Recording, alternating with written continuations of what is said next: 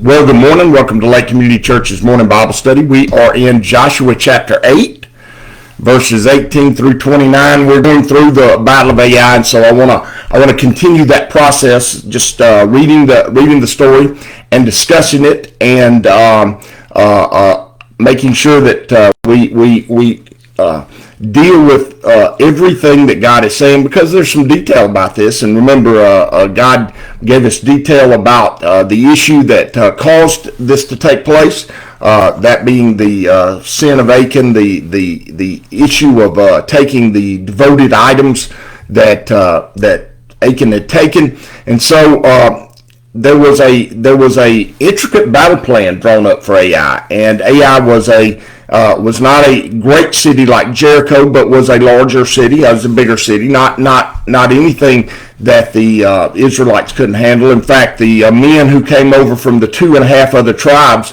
were 40,000, so they were likely 3 to 4 times larger. That group of soldiers were likely 3 to 4 times larger than the men of Ai could have possibly been, and so the Israelites are not incapable of taking them, but God is pretty detailed about how this battle takes place, and so we want to go through it in some detail. It says, "So the Lord said to Joshua, hold out toward Ai the javelin that's in your hand, for into your hand I will deliver the city." Now, notice that Moses held a staff, but Joshua's holding a javelin. And the reason between the two is because Moses' job was to shepherd the people to the promised land. Joshua's job is to actually take the promised land, and he's going to take it by battle. And that is there are two differences to those things. When Moses was bringing the children of Israel out of Egypt, he is shepherding them to the place where they can actually hear from God, know God, and have a relationship with God. When we enter into the promised land, we are actually doing spiritual warfare. We're doing battle, where there are battles going on all around us. And it requires us to take the initiative in that battle. Now, Moses held his staff up when they actually did battle against the Amorites, and he held his staff up when the Egyptians were coming to take them, and he separated the Red Sea. Now, that being said, while those things are happening, the javelin and the staff are being held in the air. It's a picture of victory. It's a picture of worship also. And so when Joshua's standing there, God says, stick that javelin in the air, which is a symbol of battle, but it's also a symbol of victory that comes from worship. And so God says, do that, and Joshua does. And so it says, and soon he did this. The men in the ambush rose quickly from their positions and rushed forward. They entered the city and captured it, and quickly set it on fire. So the people that were set in ambush, the 5,000 that were behind them, rushed in and took the city because it was unarmed. And notice the enemy is so desirous of destroying you that oftentimes the enemy will do things that is not in their best interest. In fact, it's not in their interest at all. We have an elder in our church that doesn't understand why the enemy, or why lost people don't just give in to Christ. Why would you do that? Well, because for the enemy, for sure, that their hatred of God overwhelms them. And so it's not as if you're battling against an enemy that's all powerful, all knowing, omnipresent, and all good. In fact, you're dealing with an enemy that's all evil, and it's not omnipresent, doesn't know everything, and is not all powerful. And their hatred of God oftentimes, and the enemy's hatred of God oftentimes, spills out towards you. But remember, you're under the protection of the Holy Spirit. And so sometimes it just ends up totally dissolving itself, even though you feel like you're going to be destroyed. You are like the rock, where the wave breaks on the rock. Even though the wave seems to be overwhelming, it does not take you out. And so it says, for when Joshua and all Israel saw the ambush had taken the city and the smoke was going up from it, they turned around and attacked the men from Ai. So the ambush is fully set.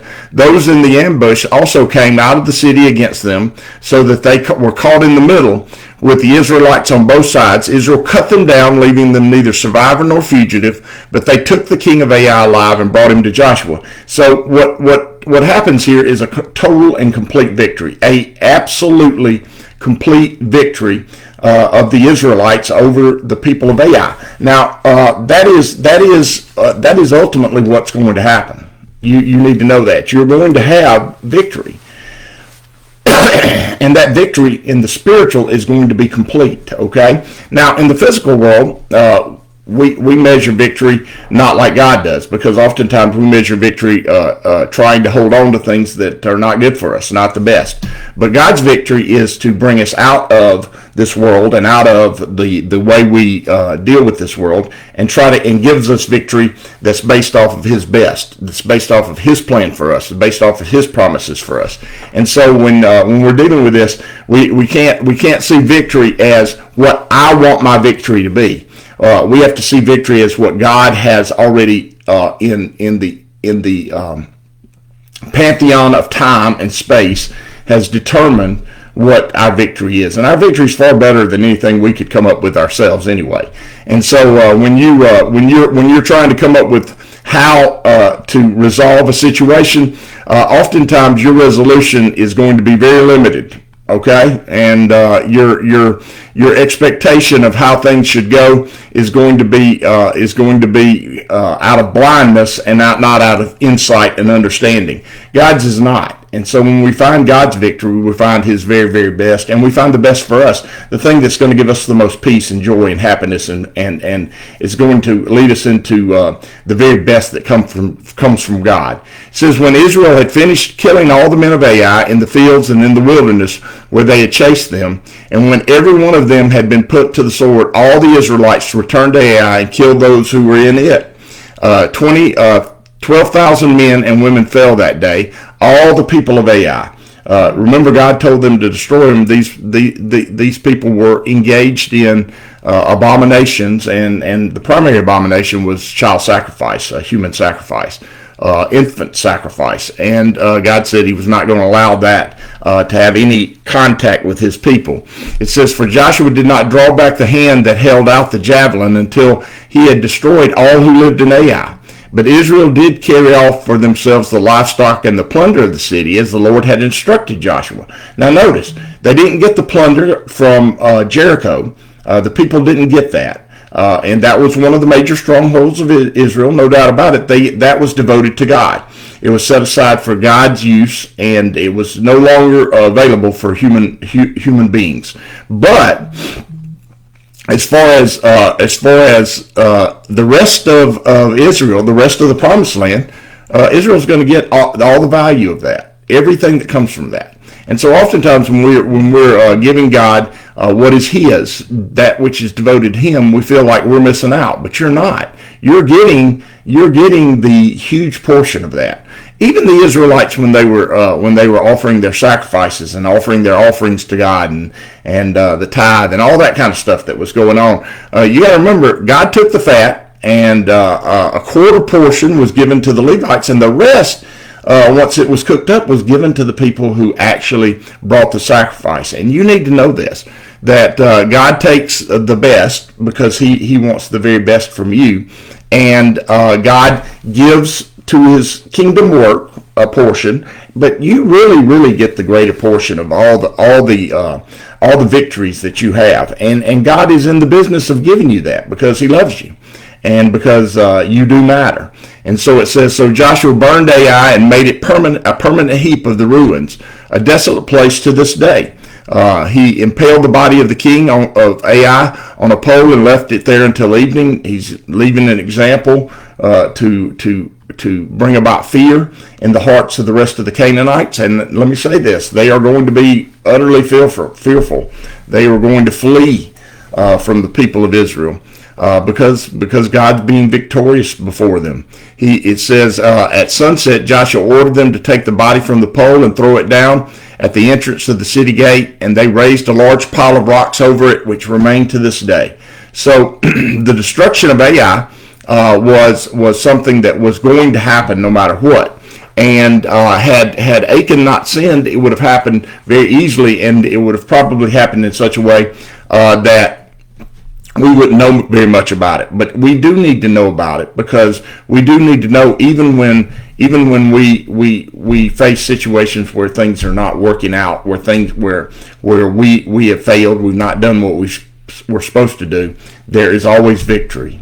There's always victory on the other side, and God's victory is true and complete, and we should expect it. We should seek after it, and we should know that it's going to come. We should know that His promises are yes and amen, and He is going to make us victorious even in the midst of our own failures. He is going to make us victorious, and so we should walk in it. We should expect it, and we should seek it out. So I hope you will do that on this Wednesday. It may not be Wednesday during the Bible study, during the podcast, but for you, but it is for us. And so we're going to finish out AI tomorrow with the covenant renewed on Mount Ebal, and then we'll be moving on to other victories and God ordering things so that we can be victorious. May God bless you and keep you. May He make His face to shine upon you. May He give you hope and peace today. In Jesus' name, amen.